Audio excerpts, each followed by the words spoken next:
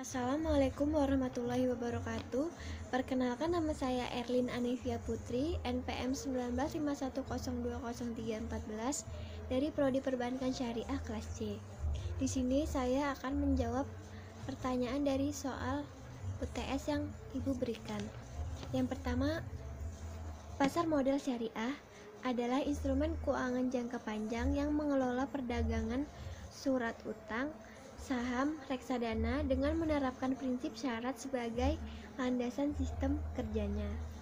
Dasar hukum Undang-Undang 8 Tahun 1995 tentang pasar modal adalah Pasal 5 Ayat 1, Pasal 20 Ayat 1, dan Pasal 33 Undang-Undang Dasar 1945, yaitu Undang-Undang Nomor 1 Tahun 1995 tentang perseroan terbatas. Nomor 2, variabel di pasar modal disebut juga sebagai prinsip-prinsip atau syarat utama terbentuknya pasar modal secara syariah. Prinsip-prinsipnya sebagai berikut. Yang pertama, pelarangan riba atau tambahan dalam proses transaksi efek yang ditetapkan di depan maupun dalam transaksi tersebut. Yang kedua, gharar, suatu ketidakjelasan dalam suatu akad mengenai kualitas, kuantitas, atau penyerahan objek akad tersebut. Yang ketiga, masyir, atau aktivitas yang mengandung unsur keuntungan atau penipuan. Yang keempat, kehalalan barang. Objek transaksi tersebut wajib halal, tidak boleh barang-barang haram atau ojek-ojek yang haram. Nomor 3, pasar modal syariah telah berkembang pesat dan semakin menarik berdasarkan data Bursa Efek Indonesia. Sejak tahun 2011 sampai 27 Oktober 2020, jumlah saham syariah meningkat 90,3% dari 237 saham menjadi 451 saham. Jumlah ini setara 63,6% dari total saham yang tercatat di BI.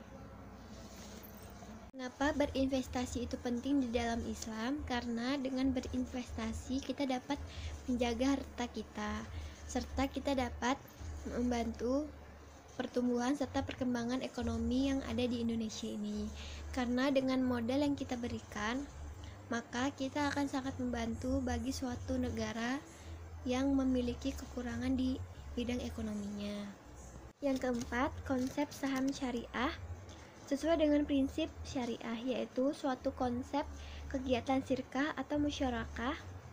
Konsep syirkah tersebut merupakan konsep kerjasama yang dilakukan oleh dua pihak dengan hak, yaitu bagi hasil. Penyeleksian saham syariah ditetapkan OJK terdapat di dalam Peraturan Otoritas Jasa Keuangan Nomor 35 atau POJK 04 atau 2017 tentang kriteria dan penerbitan daftar efek syariah.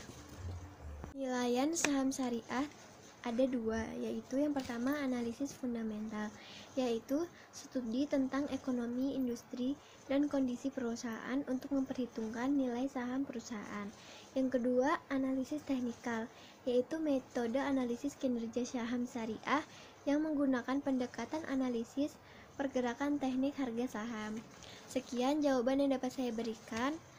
Saya akhiri. Wassalamualaikum warahmatullahi wabarakatuh.